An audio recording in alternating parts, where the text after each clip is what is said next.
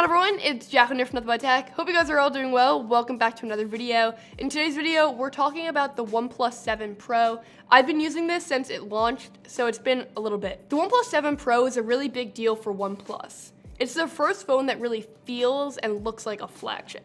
I think with this phone, they're hoping that they get on the map with the general person. It's showing up in carrier stores and in more promotional ads, and even though OnePlus isn't explicitly saying it, there's a lot riding on this phone. Over the years, OnePlus has transformed from the new kid on the block with the flagship killer to the flagship.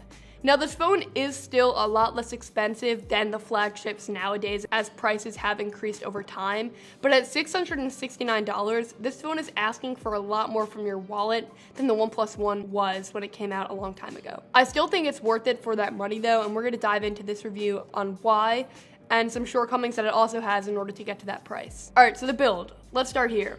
It's a big phone, both in dimensions, but also in the weight. This is a type of phone that doesn't go unnoticed in your hand and certainly not in your pocket. I have pretty average sized hands, and with this phone, it makes them look tiny. It's definitely a two-handed device most of the time with its 6.6-inch display that does not have a notch. All right, so the fact that it doesn't have a notch immediately makes this phone a head turner, and even more so when the camera pops out from the top to take a selfie. The pop-up camera is rated for sliding out of the body for up to 300,000 times, and OnePlus says that that translates to you being able to take over 150 selfies every day for 5.5 years without wearing down the camera unit. Hopefully you're not taking that many selfies, but if you are, this camera will withstand it, and the actual pictures that come from the camera are pretty good. It's a wide enough lens, and honestly, it's fine for Instagram Live and stuff like that. I've posted a couple Instagram stories from this camera, and everyone has said the quality looks fine. Okay, so more on the camera later, but let's dive back into the size for a little bit. The size feels very much worth it when you're watching YouTube videos or Netflix or responding to emails with the larger keyboard that you get from a phone of this size. But it definitely is something that's kind of annoying in daily use. I just reviewed the Pixel 3a, and that phone felt good in my hand and good in my pocket, and it felt like a phone that I could kind of just bring with me everywhere, whereas this phone, I feel like I have to give a lot more thought to. This screen and the screen on the S10 are my two favorite screens on the market now, and honestly, this screen is better than the S10 in some ways.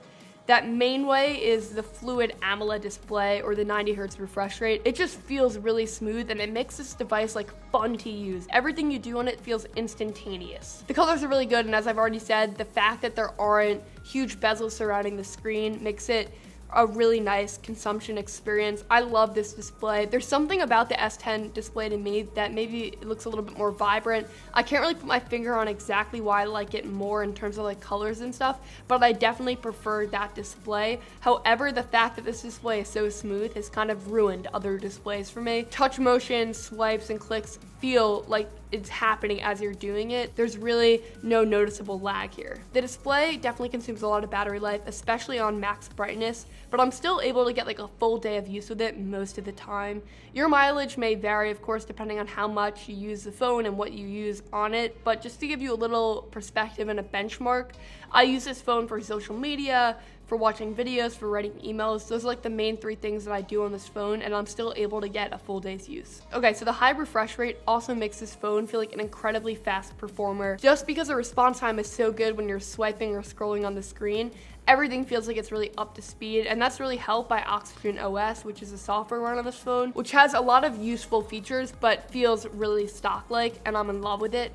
But the phone feels fast, all the time. This model in particular has 12 gigabytes of RAM, really fast memory, and a Snapdragon 855. So obviously it's gonna feel really fast, and you hope it actually is really fast, and it is. Gaming, multitasking, and everything in between runs really well. The phone also has a really great RAM management system, which will keep frequently used apps loaded for longer periods of time, something that genuinely matters to me in daily use. So this phone is obviously a performance champ. I think it's one of the fastest and most reliable phones on the market to date.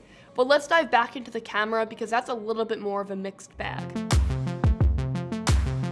So the back has 3 cameras, the primary one being a 48 megapixel sensor, but I believe that it exports its photos in 12 megapixels, and the pictures from the primary sensor are pretty good.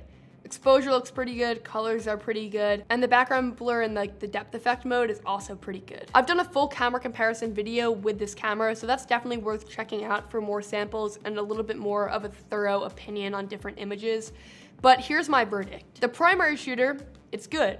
The wide angle camera is nice to have, but its pictures are way too soft for my taste, like noticeably softer than the primary lens, which makes it kind of hard to ever want to use because I know when I take it, I'm not going to be happy with the image. It's nice to have the flexibility of getting a much wider angle, but I feel like a lot of them just really are impostable because they're soft. The 3x telephoto lens is really nice to have though, and I have found some use cases for it. It also goes up to 10x digital zoom, which is really nice to have as well, and the photos look pretty decent quality, definitely usable. Low light performance is also pretty good, especially with the nightscape mode. It actually brightens up the photos so much that oftentimes you think it's like taken in daytime, but video mode is not that great. It saturates the videos so much to the point where it's almost like unusable. Like I literally look red when I'm on the clip, and because of that you also lose a lot of detail and sharpness in whatever you're taking, whatever the subject is.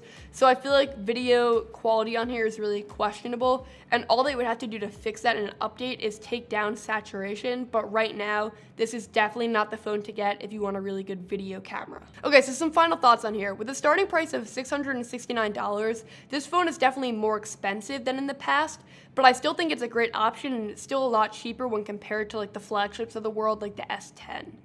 Were there sacrifices made to get here? Yes. You can obviously see that in the soft wide-angle camera and in the lack of wireless charging, just to name the two major ones. And there are some other minor ones sprinkled throughout the experience that make it feel less premium, but I don't think that those faults make this phone not a worthy buy. If you're thinking about getting a OnePlus 7 Pro, you should get the OnePlus 7 Pro. It's a really great phone, and it's gonna excite you in the fact that it has a stunning display, and the camera system is not gonna be enough of a drawback that really disappoints you with the entire experience. That's it for this video though. If you enjoyed it and you wanna check out the OnePlus 7 Pro, I'll leave a link in the description down below. Leave a like on this video if you enjoyed it. Subscribe right here so you don't miss any other content. Check out another video right here, and I'll catch you guys on the next video. Thank you guys so much for watching this one. Bye.